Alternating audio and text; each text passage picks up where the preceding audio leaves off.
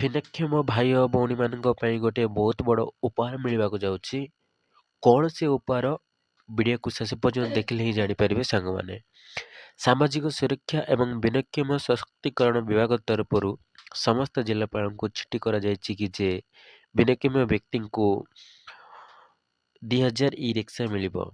ଏହି ଯୋଜନାର ମୁଖ୍ୟ ଉଦ୍ଦେଶ୍ୟ ହେଲା କି ଯେ ଭିନ୍ନକ୍ଷମ ବ୍ୟକ୍ତିଙ୍କୁ ଇ ରିକ୍ସା ମାଧ୍ୟମରେ ସମାଜର ମୁଖ୍ୟ ସ୍ରୋତରେ ସାମିଲ କରାଇବା। ଏହି ସୁବିଧା ପାଇବାକୁ ହେଲେ ଭିନ୍ନକ୍ଷମଙ୍କ ପାଖରେ ୟୁଡିଆଇଡି ତଥା ଅକ୍ଷମତା ପ୍ରମାଣପତ୍ର ରହିଥିବା ଆବଶ୍ୟକ। ସେହିପରି ବୟସ ସୀମା 11ରୁ 55 ବର୍ଷ ମଧ୍ୟରେ ହୋଇଥିବା ଦରକାର। ଇ ରିକ୍ସା ପାଇବା ପାଇଁ ବୈଧ ଡ୍ରାଇଭିଂ ଲାଇସେନ୍ସ ମଧ୍ୟ ଜରୁରୀ ଅଟେ। ବାର୍ଷିକ ଆୟ 1 ଲକ୍ଷରୁ କମ୍ ହୋଇଥିବ ଏବଂ ଏମାନେ ଗତ 5 ବର୍ଷ ମଧ୍ୟରେ କୌଣସି ପ୍ରକାରର ଯାନବାହନ ସମ୍ବନ୍ଧୀୟ ସୁବିଧା ପାଇନଥିବେ। ଦିବ୍ୟାଙ୍ଗ, ମହିଳା, ଏସ୍ଟି, ଏସ୍ସି, ସଂଖ୍ୟାଲଘୁ, ବିଧବା ଭିନ୍ନକ୍ଷମମାନେ ଏହି ସୁବିଧା ପାଇପାରିବେ। ଅଧିକ ତଥ୍ୟ ଜାଣିବା ପାଇଁ ନିଜର ବ୍ଲକ ଅଫିସ ବିଏସ୍ଏସ୍ ବିଭାଗ ଏବଂ ଜିଲ୍ଲାର ଡିଏସ୍ଏସ୍ ବିଭାଗରେ ଯାଇ ତଥ୍ୟ ସଂଗ୍ରହ କରନ୍ତୁ।